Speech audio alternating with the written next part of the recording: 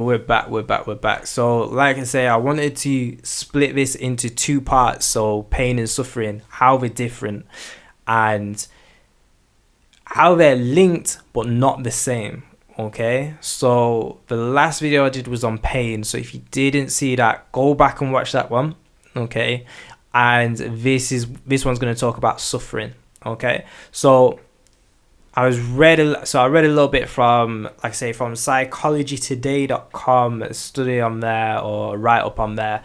I'll probably link it in the description below, so you can see it. But the last video I talked about pain and how you can reduce the pain. Now we're going to talk about the suffering and how we can reduce the suffering, which therefore reduces the pain. Okay, so what we spoke about is going into the pain on in the last video, and just to read on a little bit more from this article. So it says, after a while you come to the profound realization that pain comes in two forms, so primary and secondary.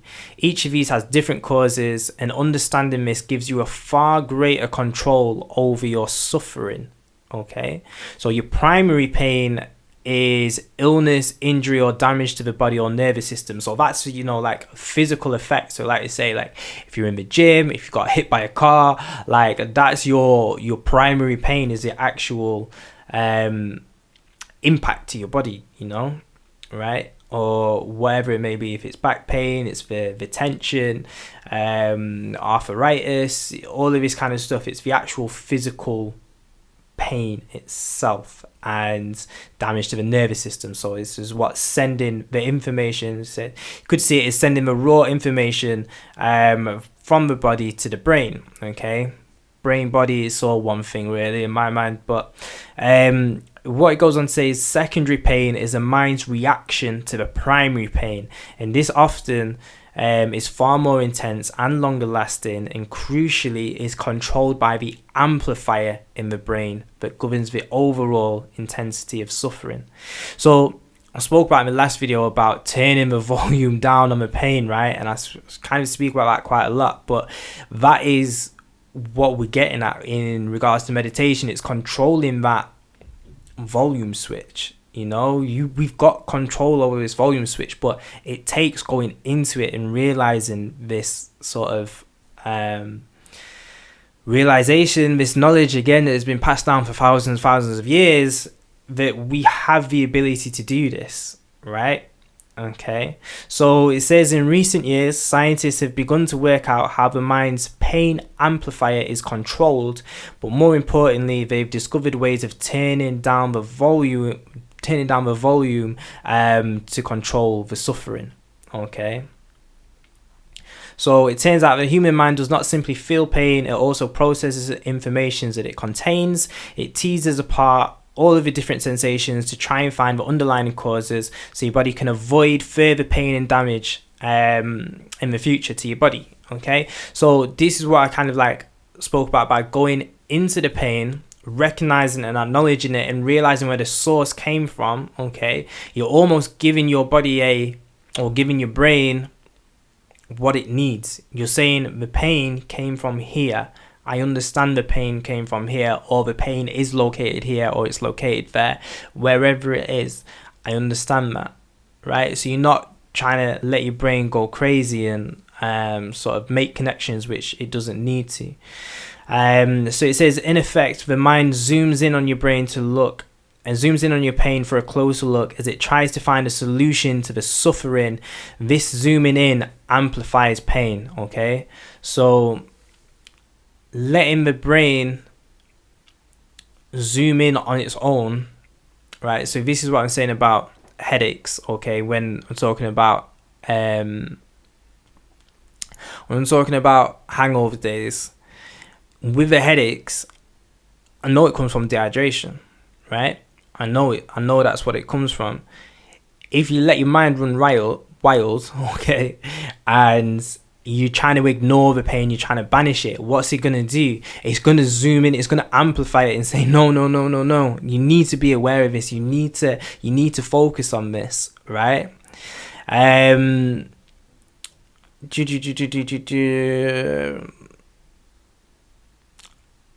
So this bit's good. So it searches for a pattern or some clues that will lead to a solution. Trouble is, if you've suffered from pain or illness for months or years, then the mind will have a rich tapestry of painful memories to which to draw on, but very few solutions.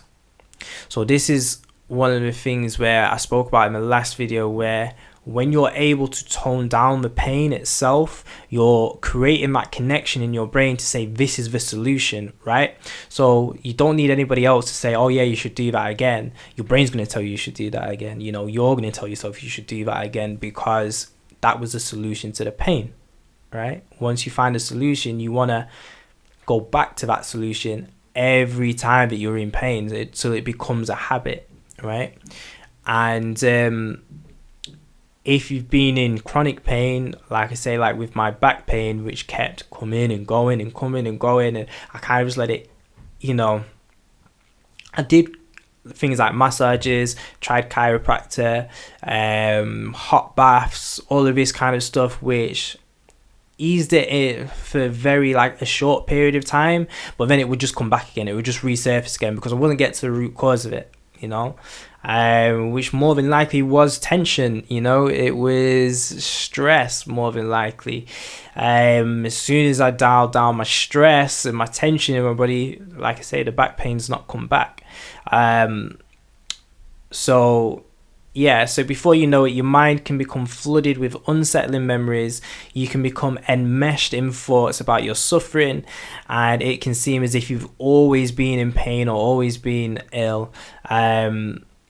You can end up becoming consumed by future anxieties, stresses and worries, as well as the physical pain. What will happen if I can't stop the pain? Am I going to spend all my life in suffering like this? Is it only going to keep getting worse? So, yeah, that can lead you down a dark path, can't it? This process happens in an instant before we're consciously aware of it, and it leads to a vicious cycle that ends up further amplifying the pain. Okay. It also dampens down the immune system, so it actually impairs healing itself. So the more time we spend in suffering, the more we down-regulate our immune system, right?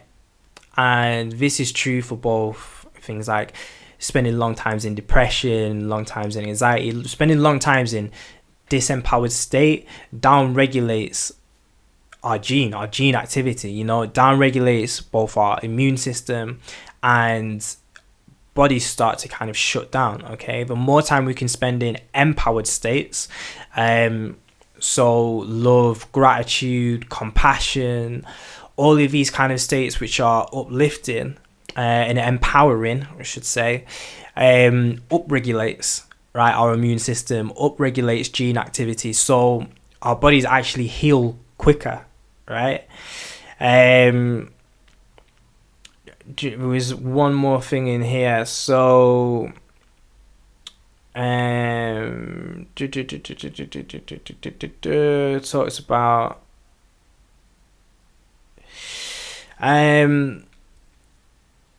so here it was. So over time, the brain actually becomes better at sensing pain. So this is if you stay in suffering for a long sense of time, right? The brain scans confirm that people who suffer from chronic pain have more brain tissue dedicated to feeling the conscious sensations of pain. It's almost as if the brain has turned up the volume to the maximum and it doesn't know how to turn it back down again, right? So the more time you spend in this chronic pain state, this disempowered state, the brain is changing itself to go, let's keep focusing on pain, and it's almost like, it was a really good video that I watched the other day with Dan Harris, Sam Harris and Joe Rogan, and we were talking about how like meditation is like a bicep curl for the brain, right? So when you practice mindfulness meditation in regards to just getting lost in thought and then coming back, it's kind of like a bicep curl. So your brain matter changes, your pathways change, you know, so you're getting sort of fitter or more healthy or whatever, to be able to control the brain and control the sensations of where you're going, so you're not getting always lost in thought and always sucked into all of these emotions, right? So the same's true for the opposite. If you're spending all of your time lost in thought and lost in pain, then the brain matter changes in order to feel more pain. Just keep feeling it, okay? Because it's trying to protect you because you've not given it the solution that it needs, or sort of taking control of it to bring down that sensation. Okay. It's possible to learn to step aside from suffering and begin to handle pain very differently indeed. In effect, mindfulness hands back you the volume control for your pain. So that's what meditation can do in a sense of suffering. Okay, so the pain's happened. You have to accept that the pain has happened. If it's a physical pain, it's happened, right? The suffering we can control. Okay, so the suffering, if we just try and ignore the pain, or just try and banish it, we're just trying to, cast it away, we don't want it, right? The brain's only going to amplify that pain, and the pathways in our brain, the grey matter in our brain is only going to build to say, no, we need to keep focusing on pain, because we've still not found the solution for it, right? So the more we can actually calm our minds, okay, take control of the focus of our minds, right, in order to accept the pain for what it is, accept what it's showing us to our body, okay, and then turning down the volume, we can alleviate the suffering. Not only are we going to reduce the pain, we're going to reduce the suffering that goes along with the pain, okay? Yeah. And again, the more you do it, the better you become at it, and you don't need anybody else to say, oh, just keep doing it then, because your body's going to instinctively want you to do that again. It's going to lead you in that way. So like I say, on my hangover days now, I notice, I used to get hangovers really, really badly. And the suffering that used to go along with it as well, the mental suffering I used to get with hangovers was awful. It's like a deep depression. It was really, really bad. To the point where I was like, I've got something wrong with me, my serotonin's off, and all of this kind of stuff. I was thinking, I must have imbalances. Why can everybody else drink and they either just get a hangover, but I was getting even just through drink, no substance, no nothing, would just be this deep depression, this deep dark depression. It was really, really bad. But yeah, like I say, now when I'm feeling on my hangover days, one, I don't dread them as much because I know that I've got a solution now. My brain's got a solution. It's okay, cool, we'll deal with it in the moment. And two, when I am dealing with it, I don't get all of the depression and the mental sort of anguish that goes along with the actual pain of whatever the headache or whatnot. Just that whole body sense of just almost shutting down, it's grim and that. But yeah, it's important to take control of that aspect of suffering, because if we don't, like I say, it only gets worse and it only builds, and it trains our mind to, the more we try and ignore it, the more we try and ignore pain, the more we try and cast it away, the more we don't lean into it and actually examine it and go into it and, allow it to go down consciously, the more we push away pain, then actually the more we amplify our own suffering, which is not where anybody wants to be, I doubt, So if you are dealing with chronic pain, obviously, go down the correct routes, go see doctors, go find what's wrong with you. Like I say, I'm not a psychiatrist or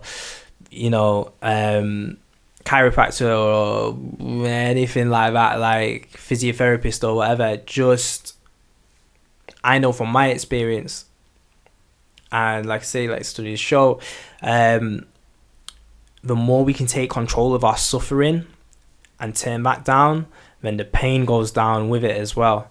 So it's worth a try. And if we don't, then the pain amplifies, the suffering amplifies, and we get caught in this downward spiral of the knock-on effects, the domino effects of it. So yeah, it's worth a try. And the moment you feel it working will be the moment that it clicks, and then your body and your brain will naturally point you in that direction in the future. So yeah, try it.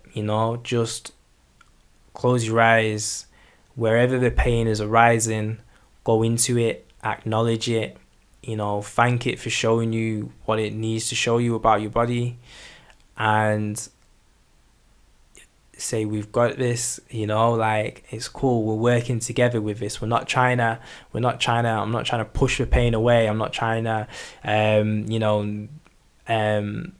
aggressively or violently try to get rid of it. I'm just trying to say, okay, I acknowledge you, I see you for what you are, thank you for showing me this. We're gonna turn the volume down now. Like, we doesn't need to be up in the 90s. Let's turn it down to a 5 or a 2, or let's let it go, right?